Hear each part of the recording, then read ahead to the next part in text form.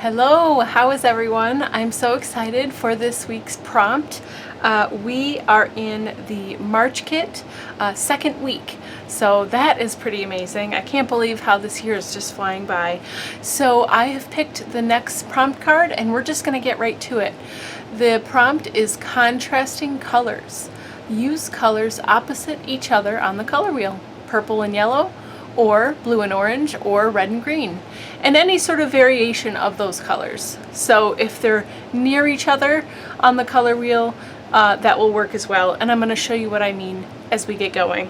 Alright, so I'm going to put my card off to the side and we'll get started. So I've kind of pulled out some of the supplies that I think I want to use tonight. And I kind of like make up my mind as I go, so I may or may not end up using them, but I think this is what I want to do. So I definitely want to use my new stencil. It's backwards here. I'm super excited about this. We've got the diamond stripe, so we're going to use that. And then I cut out one of these tags from Kara Brandon's Creations. And I just wanted to show you how I'm storing the rest of them. So this is why I gave you this envelope in here, so that once you start cutting into your pieces and your printed digital images, then you have a nice place to put them here to collect. And then if you ever have, like, I might cut something out of here. And you know, you could even cut these all out ahead of time and have them in your envelope, so when you're ready to create, they're just ready to go. So that's another thing, and it's just nice to have them all in one place. It lays flat, it goes with you, so that's a really handy thing to use. So I'm just going to put it off to the side, but I wanted to mention it and show you kind of how I'm using it. Okay, so I'm going to put that on the side as well, because that would be like an embellishment later on. I'm just going to work on a single page today. Okay, and for my contrasting colors, I chose blue and orange. All right, and so we have these. This is very blue and very orange, but we also have like a turquoise-ish color and a yellowish color, and really all of these will work because these are in the blue kind of family and these are in the orange kind of family. Okay, so that's what I meant when I said if it's next to it on the color wheel, because this is like an orangish yellow, you know, it's leaning toward that way, so you can definitely take some creative license here and just really do whatever you like with in that regard. But mainly you want to make sure that your colors are kind of opposite each other on the color wheel, no matter which combination you're doing. Okay, so I think the first thing I'm going to do is start by creating my background, which I'm going to use the lighter colors. So I'll be using the yellow and orange to create my background. And what I think I want to do is just start by scribbling, because sometimes, you know I'm like, okay, it's time. I'm going to work in my journal. I don't really have much inspiration. I know I'm going to use these things, but I don't really know how to start. So what I do in that scenario is, okay, I just make a decision. I'm going to use yellow and orange for my background because that's what just struck me in the moment. So I know that. So I'm going to start putting yellow, scribble, scribble, scribble, wherever. You could do it all over the thing. You could do one little dot in the corner. I mean, whatever comes to you, okay? And then I'm like, okay, that's great. Now I want some orange. Now at this point, wow, that's really, really orange, huh? That's beautiful. So what starts to happen for me at this point is I start to have a little bit of thought process in the design, and only in the way that I'm thinking of light and dark colors and where they are in relation to each other or in relation to the page. And generally speaking, remember there's no rules, but generally speaking, I have darker colors in the bottom 2/3 and lighter colors in the top, because darker colors are a little heavier, just for your eye. So I start to think about that. But if I want to put orange up here, then I'm going to put orange up here. It doesn't matter. There's no rules. It just, this is when I start to like, okay, where do I think I want that other color to be? Okay. So now I've got some scribbles. You could totally leave it like this, right? And you'll be fine. But I think I want it to be a little bit watercolor, kind of looking. So I'm going to just spray it with some water, and I'm going to use my finger to move it around. And I'm starting with just one of the colors so I can have some areas have that really bright kind of true yellowish orange color that we have. Okay, and now I've got that nice how I want it. I'm going to use my same finger because we're next to each other on the color wheel, so we're not going to get brown, right? And it's not going to get too muddy and weird. So I can just keep going with my same finger. But you could always switch fingers and keep them separate, you know. Okay. And now you get to decide how much in the areas where they are close to each other, how much are they going to overlap and sort of meld and make a new color, and how much are you going to keep them separate and let them just live on their own. Okay, so I really like this. I think this is a great background. It was quick, you know, it's starting to get me like in the mood to create, and I'm excited by the colors. So I'm good to go with this. So it's a little bit wet. You could dry it with your heat gun. You could take a paper towel or any kind of craft towel and just kind of pat it dry. Ooh, look at that color. It subdued it quite a bit more. It's very, very pretty though. I love it. Okay, so then the next thing I want to do is use this to add my contrasting color. So we're going to do this in the blue. Well, let's see. Do we want blue or do we want turquoise or both? Maybe I want both. Maybe we're going to just like do a blend kind of thing. Okay, so I'm going to open both of these so they're ready. And this is how I use these. There's a million ways to use the gelatos and the art crayons or the art sticks. For this stencil, I would say go like right to left when you're applying it if you're going to do this technique, because it just will work better. Okay, so now I'm going to go over and start to move this color around, and it's definitely not perfect and it's definitely not precise or anything like that. Okay, this is just about like I'm getting some color and I'm getting a pattern onto this page over that yellow and orange color, and that's it. And it's not even everywhere, right? Because we are still going to come in with our other blue. Okay, I'm pretty pleased with that. So now I'm going to take my darker blue. This is a pretty dark blue, so I don't need that much. And I'm just going to kind of go over some of the spots where I didn't go before. Okay, and we're going to do the same thing. And I don't care if it fills in every little nook and cranny, you know, I don't even care if it makes a complete diamond, to be honest. I'm just looking for some interesting pattern and texture on my background, right? So no big deal. So just taking a minute, take your time, rub it around, get it wherever you want it. I can't wait to see what color combinations you guys do. You always come up with such great ideas. Okay, here we go. All right, so now I've done that. Let's see. Ooh, that's pretty. Check that out. Really fun. Okay, I'm going to do the same thing on the bottom. I'm going to do a little bit more of the darker blue. Let's see. Yeah, I think that'll be fine. Okay, and now I'm going to put this turquoise on here before I rub it over. Just do it a little bit different and see what kind of result I get. It's fun to try, you know, try it different ways. And then what if I put some water over this before I start moving it around? Let's see how different it looks from the top and the bottom. Look at that. It moves around so easy. And the colors are mixing really easily, really well. So let's see what we get now. Whoa, major difference. Check that out. That's pretty cool. I'm going to bring it up closer. So that's another fun thing you can do when you're working in your journal. You can try different techniques on the same page with all the same supplies and get a totally different look out of it.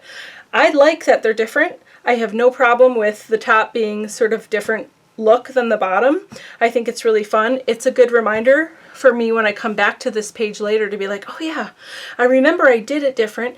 And for this thing I'm doing, I think I want this or this, you know? So that's kind of how that works in my brain. Real quick, I'm just going to wipe this down.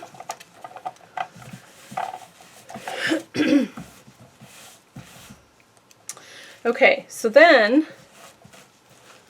man, this is so fun. I love this stencil. I hope you guys are enjoying it. Okay, so now, what do we want to do? Now, I mean, really, we've done our contrasting colors, right? So that is done for the card. The card is successful. So what do we want to do? I'm going to add, I think I really do like this tag. I kind of want to add the tag. Oh, I was thinking it might be nice to, whoops, I got some blue on there from before. That's okay. So I want to show you something of a way that you can use your clear gesso. So here I've got the Finnabair clear gesso that you got in your kit. Okay. And I'm going to use my foam brush. Just need a little bit. And I'm going to cover this. And you're thinking, like, why am I doing this? Well, the reason I'm doing it is because I'm about to put some pigment on here. But this is just paper. And if I put pigment, like let's say I want to use that spray on regular paper, it's just going to soak through. And it's not really going to do what I expect it to do. Like it would on a white gessoed surface, you know? When we put white gesso on a surface and then we spray it with a spray, with an art spray, it behaves in a certain way, right? It sits on the top, it moves around, you can get some interesting movement out of it, you can kind of dribble it down the side, whatever.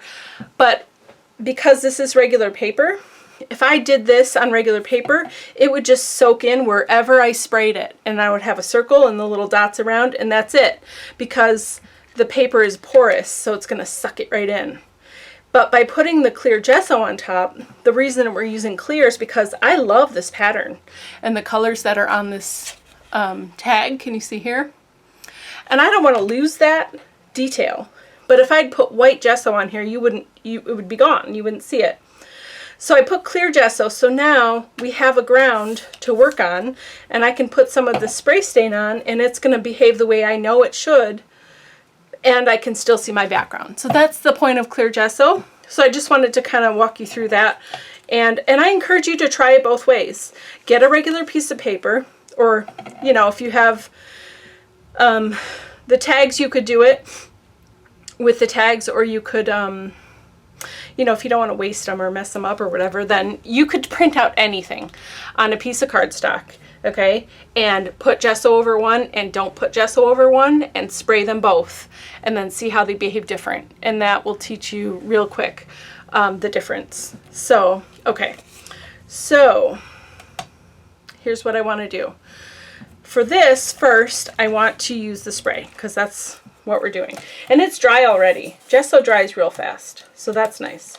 So I've got, I know this isn't in your kit, but you could use any art spray, and I thought that this color would go nicely with our contrasting colors. It's Crackling Campfire, and it's just fun to use. So we're gonna do that. So for this time, I'm gonna open the nozzle, and I'm just gonna put some around the edges.